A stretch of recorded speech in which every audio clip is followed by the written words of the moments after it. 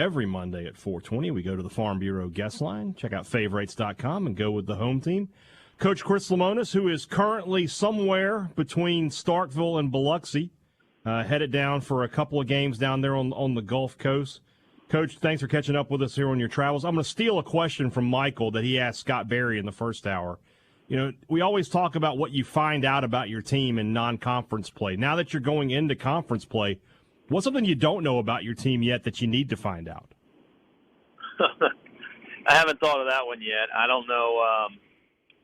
I guess just playing on the road, us getting on the road, we're going to open up this weekend at Kentucky and, playing in another SEC environment. We played in a couple places, but a lot of it's been neutral sites. So I would say that's the biggest one for us is being able to take our team on the road, play in front of somebody else's fans.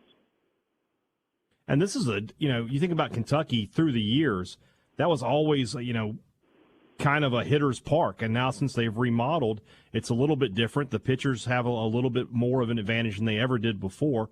And it's going to be really cold this weekend. What does that mean for your squad? You've had pretty good weather down here in Starkville, and now you're going to go back, and it's going to be like the first week of the season. Yeah, so, the things that I can't control, the hardest part is we're going to go up there and we'll take jackets and everything else and be ready to play. But, the game's the game, and they got to play in it too. And I know they're from there. I coached a long time in the Midwest and in Kentucky. So, they got to play good baseball, and we got to play good baseball. And the one who plays best will win. But, yeah, you hate that you're playing up there, this time of year. It's having tough weather after we've gone through it. But it is what it is, and nobody can control it. Let's talk about last week, 4-0, which I felt like your team really, really needed to have a clean week, and they did. And pretty clean defensively, didn't have an error until the game on Sunday. When you look at your team and the way people seem to feel like they're starting to settle into roles, do you think like things are coming together for you at the right time here with conference play starting up? Well, I think one of the biggest things was our pitching this past week, just being able to get quality starts. We from last Sunday, every day we got a good start.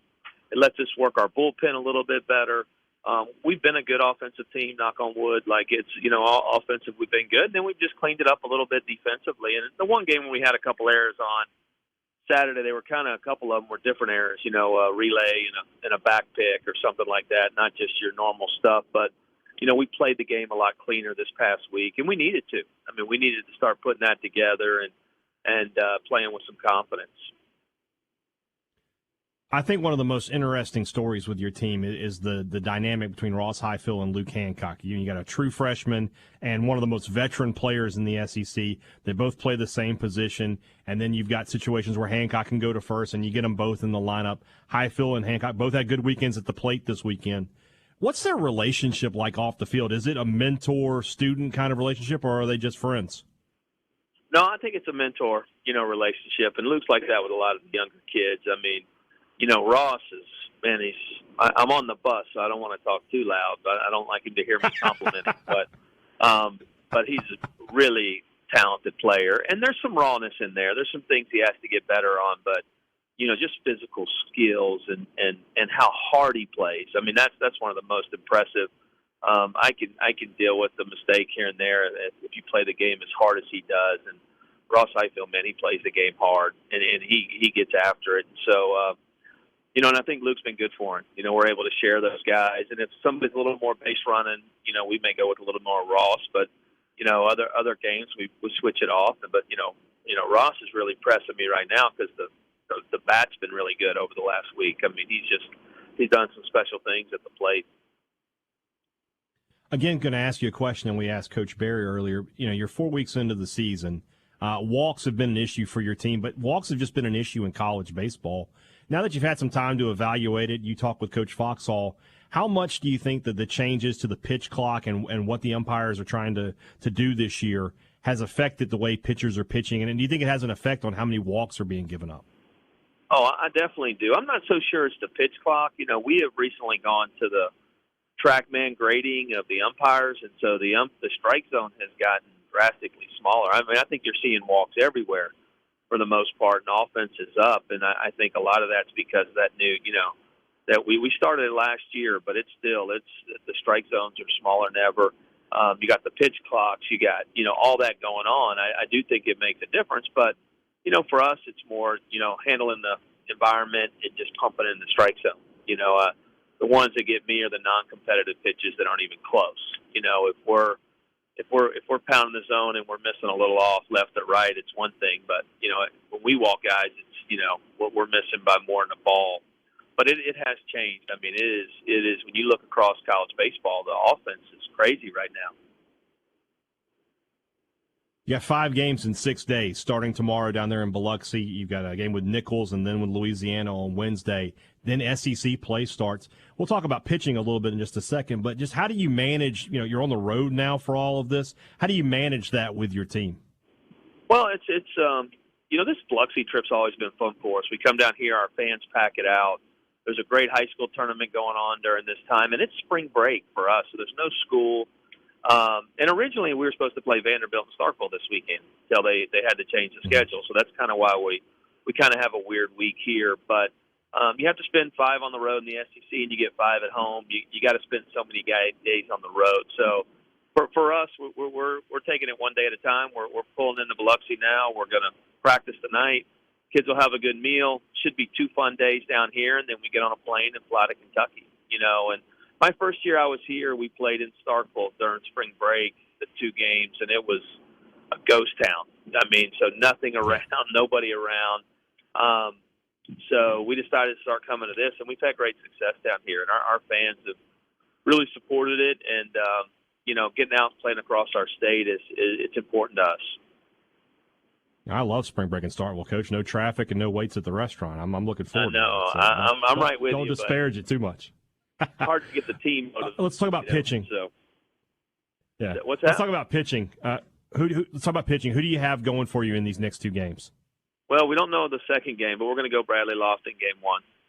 So he'll throw against Nicholls State, and then we'll assess who we use, and then decide tomorrow night, who we're going to go with on Wednesday. So we have to be smart because we got to be ready for the Kentucky series, and these 2 midweeks. When you have 2 midweeks, it puts a strain on you a little bit. So hopefully, we'll get some good starts here and play good baseball, and then regroup and then get ready for that series in Lexington. But we'll go with Bradley game 1. You told us last week that you had some players, that were going to be out this past weekend, and you're hoping to get some of those guys back. Cade Smith, Aaron Nixon, how close do you feel like those guys are to being able to contribute again? Well, everybody's moving forward. I'm not exactly sure what and when, and if you go to a cold weekend, I'm not sure if that's the best time to bring guys off the DL. So we're still working on it. We had some guys throw some pins this morning, and just kind of working back toward that. But we got to be smart. I mean, we can't rush a guy back, and it needs to be in the right time frame. But we feel good about where those guys are at. I thought one of the biggest things for you last weekend was that all of your starters gave you 5+ innings, and I was really impressed with Graham Eintema in that he had such a rough first inning in that game, and it looked like you might have to go to the bullpen early, but he got through it and then ended up giving you 4 really quality innings after that. Mentally, you had to be very proud of how that went for him. Yeah, Arizona State game was very similar, too, if you remember. Like, once we get him started, we just got to get him into that second, third inning, and he seems to, pitch with a lot of poise and pitch well. I mean, he had such a great fall in a spring training for us, and we thought we were using him out of the pen, but he's been able to he just keeps guys off balance, and so I am proud of the way, because I was concerned. I mean, that first couple of hitters, and I don't think he warmed up great either. So it was a guy trying to figure out, find it, and once he found it, he was pretty good. And then with Gerangelo, I caught myself Friday night. I made the comment, "Wow, he's over 100 pitches," and then Robbie Falk said something to me. He's like, "Well, you got to think he's throwing, this many with one arm," and it didn't really occur to me. I assume you guys track, how many he throws with one arm and how many he throws with the other. How does he feel after a 100-pitch performance? He says he feels pretty good. We don't.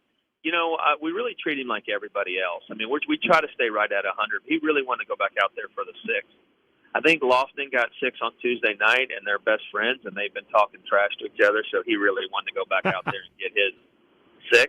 And so, but what people don't understand is it's not so much about left arm, right arm. It's the whole body, what the body takes in a whole night. And I think that's the biggest piece for us. You know, because I even asked him that after one of his outings, and he said, "No, coach, just my body gets tired."